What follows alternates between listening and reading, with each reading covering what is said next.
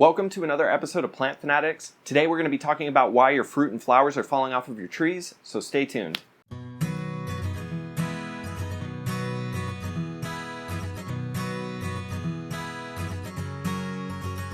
So those springtime temperatures are finally here. We're starting to get flowers on our fruit trees, little fruits developing, and sometimes you might walk outside and see those fruit and flowers on the ground, and you might be thinking, what the heck is going on? What am I doing wrong? And the answer is most likely that you're not doing anything wrong. What's actually happening is probably just a natural thinning of the tree. This is going to be even far more prevalent in potted plants. These plants know how much fruit they're actually going to be able to hold and bring to a full ripeness. And so what it's doing is probably just dropping some of that extra fruit that it knows it's not going to be able to ripen up for you. But if you come in here, I've got this navel orange tree, so we can talk about citrus in particular. But it does happen with all fruit trees, but it's going to be the exact same thing. So on this citrus tree, you can see that there's actually some little fruits on the ground there. And it would be very easy to freak out about that and wonder, if you're doing something wrong. And like I said, most likely you're not. It's just a natural thinning of the tree.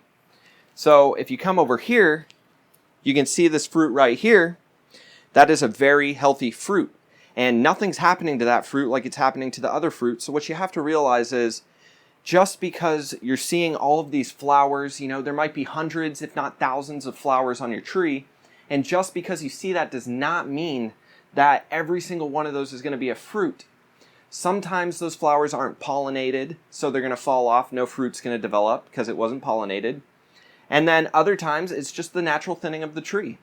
And so you're going to get fruit on your tree. You're just not going to have as many as you thought that you were. And anybody who's been growing fruit trees for a long enough period of time really has kind of figured that out at this point. You're never going to get as much as you thought. But as the tree gets older, it's going to be able to handle more and more. So if it's a young tree, you can expect to have less fruit hold on it. Now, this is the citrus tree in particular, but the same thing happens to apples, to pears, to cherries, to plums. There's going to be a natural thinning of the fruit. But now with that out of the way, if you're not having any fruit staying on your tree, then you are probably looking at an issue, and I would say that it's going to be one of two things. Either you're not feeding your plant enough, and you'll be able to tell that based on the foliage of your tree. If you're starting to see chlorosis in those leaves, a yellowing of the leaves, maybe you have some leaves even falling off of the tree, you're probably not feeding your tree. And the best way to know that for real is going to be, are you on a feeding schedule for your tree? Are you fertilizing your tree like you're supposed to during the growing season? If the answer is no, that's probably what's going on. The tree does not have the nutrients it needs in order to sustain itself, and it certainly doesn't have the nutrients it needs to sustain those fruit on there. So I highly recommend that you get on a feeding schedule, and I like to use a liquid feed, as many of you guys probably know, but it doesn't matter if you use a liquid feed or if you use a pelleted feed. The fact is you're going to want a feed. And you're also going to want to follow the directions that are on the back of the box or the bag. That's going to be very important. Otherwise, you might end up over-fertilizing your tree. You might end up under-fertilizing your tree.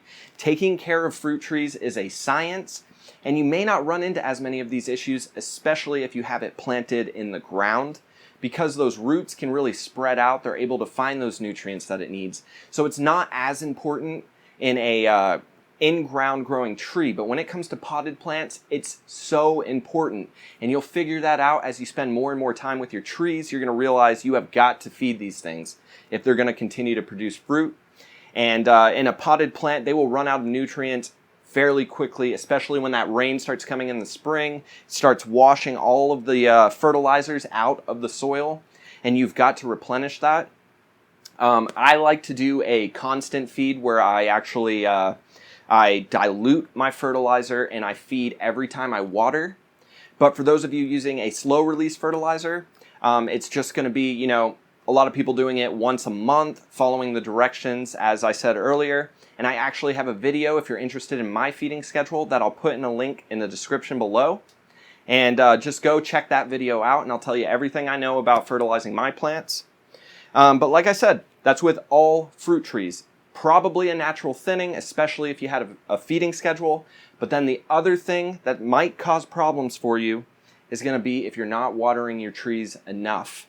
If it's a newer tree, that's definitely going to be an issue. And to be honest with you, if you just planted a tree this year and it's got a bunch of fruit on it, I would actually suggest either highly thinning that tree out to where there's only a couple of fruit on there, or what's even more recommended is just taking all those fruits off altogether. And I know you're thinking, oh, but I really wanted to get fruit off of this tree.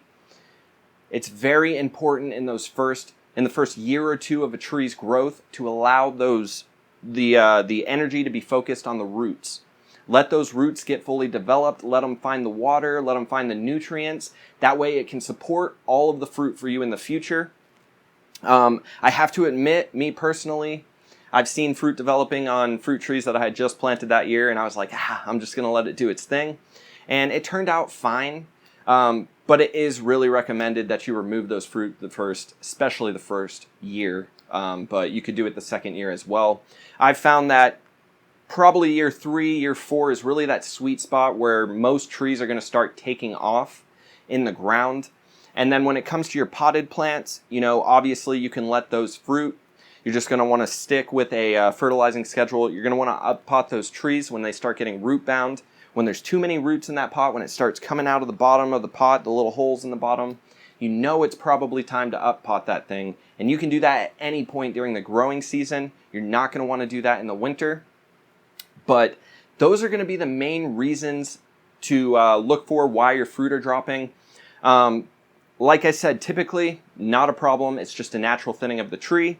But if you're not getting any fruit on those things, you're going to want to check if you're doing a fertilizing schedule, and you're going to want to make sure that you're watering your plant enough. Doing this, growing all these plants, it is a learning curve. You're not going to be great at it at first. Even the people who have been doing it for years, we're still making mistakes. It's just important to continue to learn from those mistakes. But a lot of times it is just a natural thing that's happening, especially if you're keeping up with feeding. If you guys liked this content, subscribe to the channel, leave a like on the video. If you have any questions, leave it in the comments below. I'll get back to you as soon as I can. And share with any of your friends who might need help with their trees. If you've noticed they're having some issues, I'd love to be able to help them out. That's why I make these videos. And thanks so much for tuning in.